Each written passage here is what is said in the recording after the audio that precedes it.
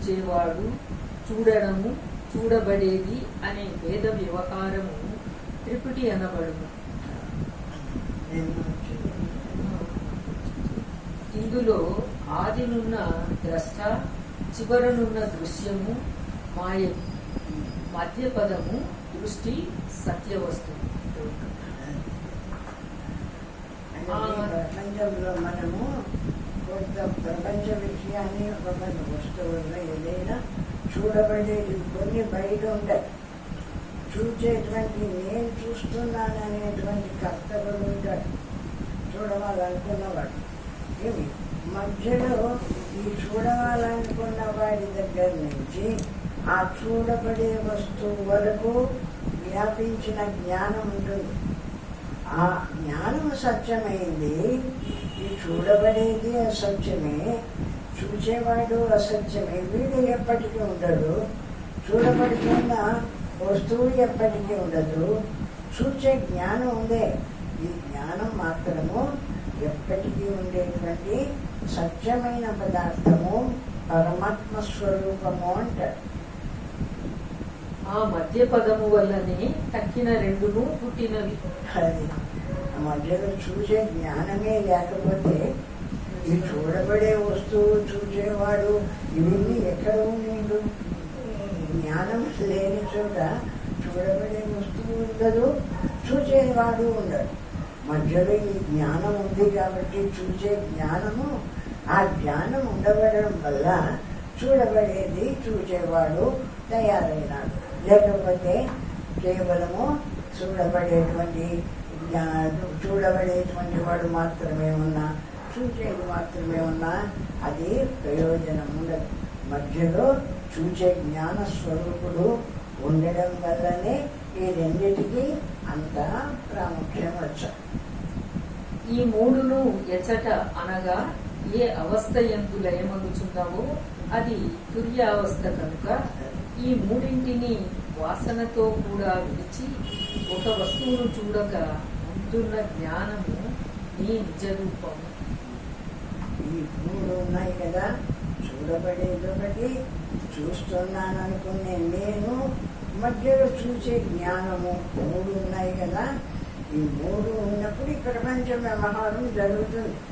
అట్లా లేకుండా చూడబడేది లేక, చూసేవాడు లేక, చూసే జ్ఞానం మాత్రం మధ్యలో ఉండేది ఉంటుంది.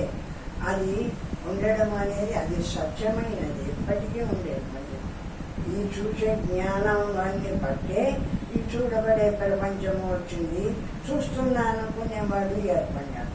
ఈ జ్ఞానం మధ్యలో ఉండేది సత్యమైన జ్ఞానస్వరూపమైన పరమాత్మ పదార్థం కాబట్టి దానివల్లనే ఈ రెండు కూడా ఏర్పడినాయి చెప్తున్నాడు. అది సర్వవ్యాపకమైన చిదాకాశం. ఆ చూసే జ్ఞానం ఉందే. ఇప్పుడు రోజు మనం చెప్పుకుంటాం, ఇక్కడి నుంచి నేను చూస్తూ ఉన్నా, నేను ఇక్కడ ఉన్నా, నీవు అక్కడ ఉన్నావు, మధ్యలో నా జ్ఞానము నీ దగ్గరికి వచ్చింది నిన్ను చూడడానికి. నాలో నుంచి జ్ఞానము నీ దగ్గరికి వచ్చింది నిన్ను చూడడానికి. కానీ నేను కనిపిస్తున్నా, చూడబడే నీవు కనిపిస్తున్నావు. చూసే జ్ఞానం ఏమన్నా కనబడిందే అంటే ఆ జ్ఞానం కనపడరా? అది నిరాకారం. ఆ జ్ఞానము మధ్యలో ఉంది. ఇట్లా మనం ఇంత ప్రపంచంలో ఎంతమందిమో జనాభా ఉన్నారు కదా, ఇంకా పశువులేం పక్షులేం అన్ని జాతులు అన్నీ ఉన్నాయి కదా. అన్నీ కూడా అన్నిటిలోంచి చూసే జ్ఞానం బయటకు వచ్చి ఈ ప్రపంచమంతా చైతన్యవంతమవుతుంది. చూసేవాడు ఉంటాడు, చూడబడేది ఉంటుంది. చూసే చూపు అనే జ్ఞానం లేకపోతే ఈ రెండు ప్రయోజనంలా. కానీ ఈ ప్రపంచమంతా వ్యవహారం జరుగుతుంది అంటే ఎట్లా జరుగుతుంది అంటే ఈ మధ్యలో వస్తుంది జ్ఞానం, చూసే జ్ఞానం. దానివల్ల సమస్త ప్రపంచము చైతన్యవంతమవుతుంది. అటువంటి జ్ఞానము నిరాకారం. ఇప్పుడు అనుకున్నాం కదా, నా దగ్గర నుంచి నీ దగ్గరికి నేను చూడడానికి నా జ్ఞానం వచ్చినా నా జ్ఞానం ఏం కనపడదు, నేను కనపడతా, నువ్వు కనపడతావు. మధ్యలో వచ్చిన జ్ఞానం ఎవరికే నాకు అనిపించింది అంటే ఎవరికి కనిపించదు.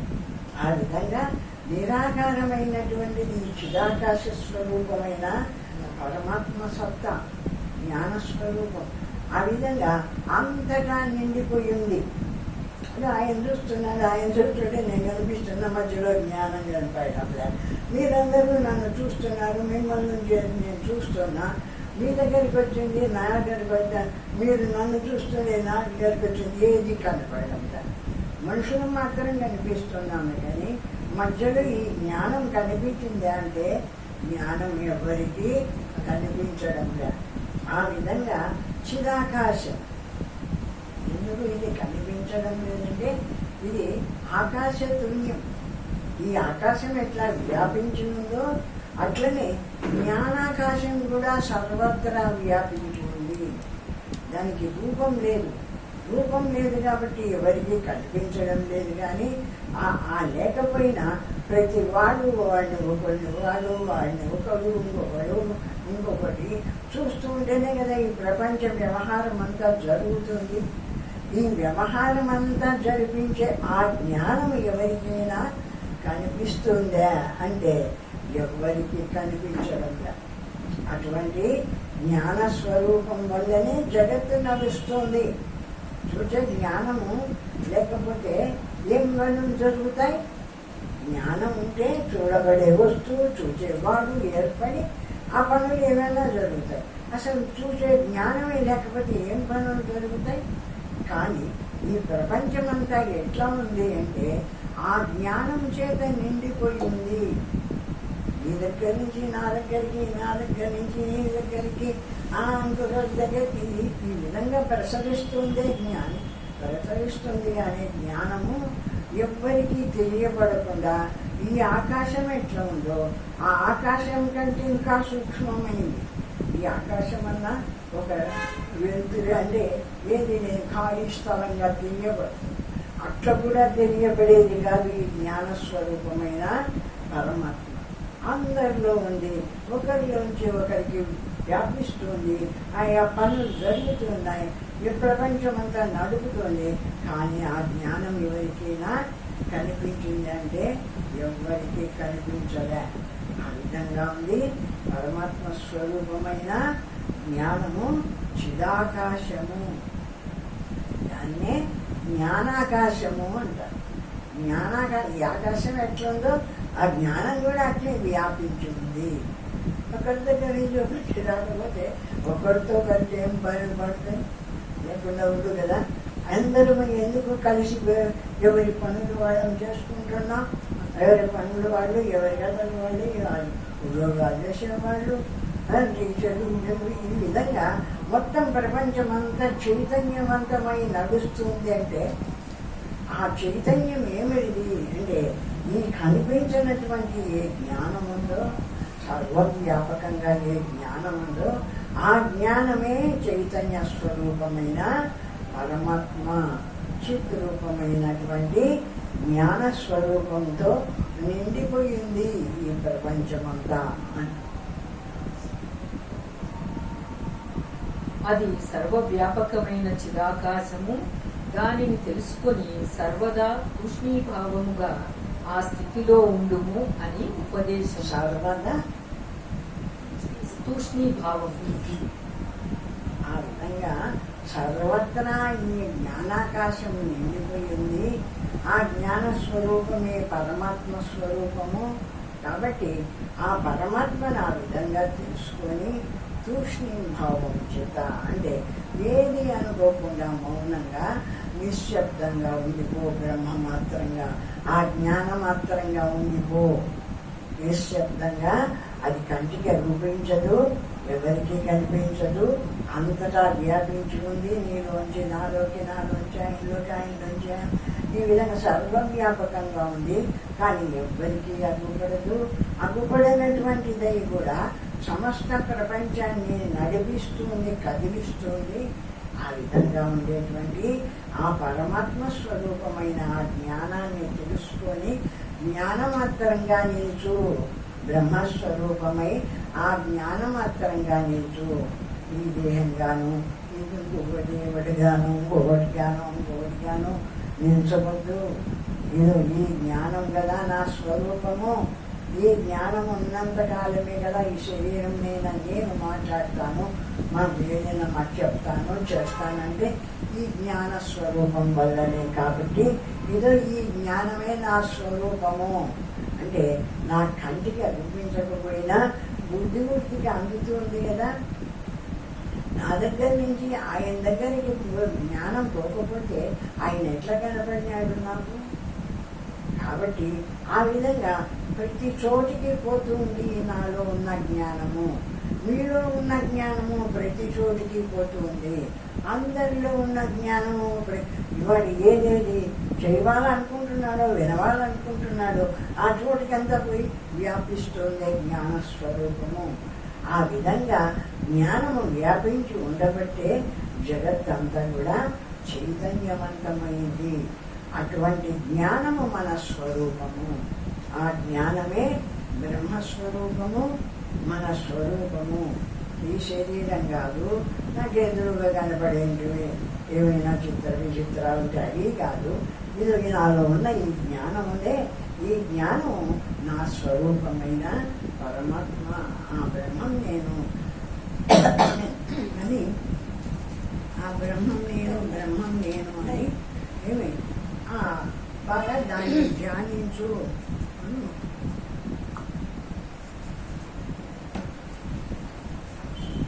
ఆ బ్రహ్మాన్ని ధ్యానించు.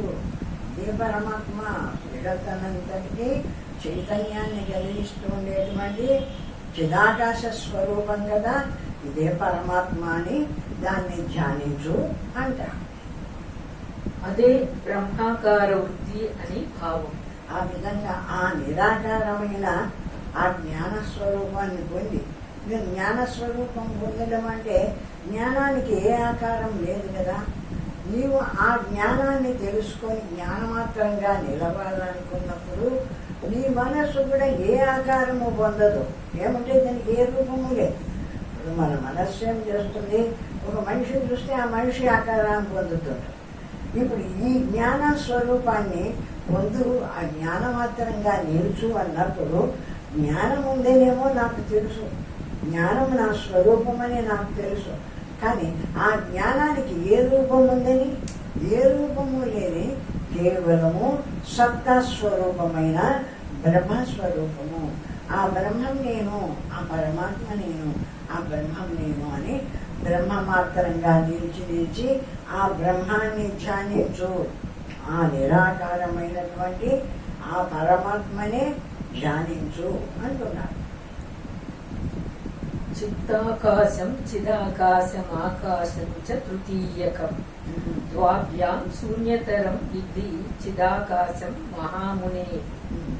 సకల ప్రపంచమును విడిచి తురీయాశ్రమమును పొందిన ఓ మహానుభావ, బ్రహ్మస్వరూపమును వినుము. సాధకుని హృదయ కమలమందున్నది చిత్తాకాశము. చిత్తాకాశము చిదాకాశము, చిత్తాకాశం చిదాకాశం చిదాకాశము మూడు మూడు ఆకాశం మహాకాశం. మహాకాశము, చిత్తాకాశము, చిదాకాశం, మూడు ఆకాశాలతో మనం వ్యవహారం చేసుకుంటున్నాం. లేకపోతే ఒకటి కదిలేదు లేదు, ఎక్కడిది ఎక్కడే పడిపోయిందో అట్లా లేకుండా ఈ జగత్తు నడుస్తుందంటే ఈ మూడు ఆకాశాల ద్వారా జగత్తు నడుస్తుంది. పంచభూతముల సత్తాలోనిది ప్రసిద్ధమైన ఆకాశం. ఈ మహాకాశం ఉందే అంతటా మనం ఇళ్ళు కట్టుకొని అంతటా తిరుగుతూ ఉండడానికి మనకు ఈ స్థలాన్ని ఇచ్చిందే, అది మహాకాశం. ఈ మహాకాశం ఎక్కడిది అంటే పంచభూతాల్లోనిది. ఆకాశము, వాయువు, అగ్ని, జలము, భూమి, ఇవి పంచభూతాలు. పంచభూతాల్లోనిది ఈ మహాకాశము. అంతటా ఉండేటువంటి ఈ ఆకాశము పంచభూతాల్లోనిది అంట. ఇవి నిర్మలములైనందున నేత్రములకు అగుపడవు. నిరాకారం కాబట్టి నిర్మలం అంటే ఏదైనా ఒక ఆకారం ఉందంటే కంటికి అనిపిస్తుంది. ఏ ఆకారము లేనిది కాబట్టి కంటికి అగుపించదు, నిరాకారమైనందువల్ల అంటారు. వాటి గుణముల వల్లను ఉన్నవని నమ్మిక కలదు. అది ఉన్నది, మరి లేకపోతే మనం ఎట్లా తిరుగుతున్నాం, ఎట్లా వస్తున్నాం అని ఆ నమ్మికతో ఇదో ఇటువంటి మహాకాశాన్ని ఒకదాన్ని భగవంతుడు సృష్టి చేసినాడు. ఏది పంచభూతాల్లో ఒక ఆకాశాన్ని, మహాకాశాన్ని, మొట్టమొదటిది మహాకాశమే. ఆకాశం తర్వాత వాయువు, వాయువు తర్వాత అగ్ని, అగ్ని తర్వాత జలము, జలము తర్వాత భూమి. ఆ విధంగా మొట్టమొదటిది ఏమనిది అంటే ఈ ఆకాశమే పరమాత్మ సృష్టితో మొదలు సృష్టి అయినటువంటిది. చిదాకాశము మూడవది. దీని యందు పంచభూతములను ఉన్నవి. చిదాకాశం ఉందే, ఇక్కడ అనుకున్నామే చిదాకాశం. మనలోంచి జ్ఞానం బయటికి పోయి ఆ వస్తువును తెలుసుకుంటుంది. ఇంకా జ్ఞానం బయటికి పోయి ఈ విషయాన్ని తెలుసుకుంటుంది. ఈ విధంగా తెలుసుకుంటుంది అన్ని విషయాలు అన్న జ్ఞానము ఏమిటిది అంటే చిదాకాశము. ఇదంతా మహాకాశం అయితే ఈ మహాకాశంలో చిదాకాశం అనేటువంటి జ్ఞానాకాశం ఒకటి ప్రకాశిస్తుంది. ఆ జ్ఞానాకాశమే మనలో శరీరంలో కూడా ఉంది. మనం ఆ జ్ఞానాకాశం చేతని దాన్ని చూస్తున్నాం, దీన్ని చూస్తున్నాం, దీన్ని చూస్తున్నాం, ఆ పని చేస్తున్నాం, ఈ పని చేస్తున్నాం. అంటే ఈ జ్ఞానాకాశంతోనే మనము ఈ శరీరంతో బతుకుతూ ఉన్నాము. ఎంతకాలం బతికి ఉంటున్నామో అంతకాలము ఆ జ్ఞానాకాశాన్ని వాడుకొనే మనం జీవిస్తూ ఉన్నాము. ఇది ఈ చిదాకాశము ఆకాశము హృదయాకాశములనే రెండింటి కన్నాను శూన్యము అనగా నిర్మలమైనదని తెలుసుకుంటుంది. ఈ చిదాకాశము, హృదయాకాశము, ఈ మహాకాశము అన్నీ ఉన్నాయే. వీటికి అన్నిటికంటే శుద్ధమైనటువంటిది చిదాకాశము. చిదాకాశము అంటే జ్ఞానాకాశము. నేను చెప్పినాను కదా, నా జ్ఞానము నీ దగ్గరికి వచ్చినా కూడా నేను నా జ్ఞానం చూసి నీవు నన్ను చూస్తున్నావు. నీ దగ్గర నుంచి నా దగ్గర నుంచి జ్ఞానం నీ దగ్గరికి పోతుంది, నీ దగ్గర నుంచి జ్ఞానం నా దగ్గరికి వస్తుంది. కానీ నీవు కనిపిస్తున్నావు, నేను కనిపిస్తున్నాను, కానీ మధ్యలో వచ్చిన జ్ఞానం ఎవరికి కనిపించడం లేదు. ఆ విధంగా ప్రతి వాడు కూడా వాడి పనులు చేసుకోవడానికి ఇంకొక మనిషిని ఆశ్రయిస్తున్నాడు. అంటే వాడి జ్ఞానం వీడిలోకి, వీడి జ్ఞానం వాడిలోకి ప్రసరించి ఆయా పనులు జరుగుతున్నాయి ఆ జ్ఞానాకాశంతో. ఆ జ్ఞానాకాశం వల్లనే ఈ ప్రపంచమంతా కూడా నడుస్తుంది. ఆ విధంగా మూడవదిగా ఉంది జ్ఞానాకాశము. ఈ మహాకాశం ఒకటి, హృదయాకాశం ఒకటి, ఈ జ్ఞానాకాశం ఒకటి. ఈ విధంగా ఆకాశము ప్రకాశిస్తుంది అంటారు. ఇదే బ్రహ్మ పరమాత్మయు. అదే బ్రహ్మస్వరూపము, పరమాత్మ స్వరూపము. అంటే ఆ పరమాత్మే. అది చైతన్యం. చూడండి, నీ దగ్గర నుంచి నా దగ్గరికి, నా దగ్గర నుంచి నీ దగ్గరికి అంతటికి ప్రసరిస్తుంది. అన్ని పనులు చేస్తుంది. నేను చెప్పే మాటను నువ్వు వింటున్నావు, నువ్వు చెప్పే మాటను నేను వింటున్నాను, నువ్వు చెప్పే పని నేను చేస్తున్నాను, నేను చెప్పే పని నువ్వు చేస్తున్నావు. ఎట్లా చేస్తున్నది ఈ కార్యం, ఎట్లా జరుగుతుంది అంటే ఇందులోంచి జ్ఞానాకాశం పోయి అందులోకి పోతుంది, అందులోంచి జ్ఞానాకాశం ఇందులోకి వస్తుంది. ఈ విధంగా ఒకరిలోంచి ఒకరికి పోయి సర్వవ్యాపకంగా ఈ జ్ఞానాకాశము ప్రకాశిస్తూ ఉంటే సమస్త పనులు జరుగుతున్నాయి. ఆ విధంగా ప్రపంచమంతా చైతన్యవంతమైంది అంటే కదులుతుంది, దాని పనులు అవి జరుగుతున్నాయి అంటే ఇదంతా కూడా ఈ చిదాకాశము యొక్క స్వరూపము, జ్ఞానాకాశము యొక్క స్వరూపము. ఆ జ్ఞానాకాశము నా స్వరూపము అని ధ్యానించు. అదే నా పరమాత్మ స్థితి. ఈ శరీరం కాదు, ఈ శరీరం కొంతకాలం ఉండిపోతుంది, ఈ ఈ దేహేంద్రియాదులు కొంతకాలం ఉండిపోతాయి. ఇది కాదు, ఇదో ఈ జ్ఞాన స్వరూపమైన ఈ జ్ఞానాకాశము నా స్వరూపము. అందరూ పోయినా కూడా, అందరూ వాడుకున్నా కూడా, అందరూ పోయినా కూడా జ్ఞానాకాశం మాత్రం సర్వవ్యాపకంగా నిలుస్తుంది. కాబట్టి అది శాశ్వతమైనటువంటిది. ఆ జ్ఞానాకాశమే నా స్వరూపమైన బ్రహ్మస్వరూపము అని భావించు. ఆ విధంగా తెలుసుకో, ఆ విధంగా ధ్యానించు ఆ బ్రహ్మత్వాన్ని, ఆ పరమాత్మను అంటారు.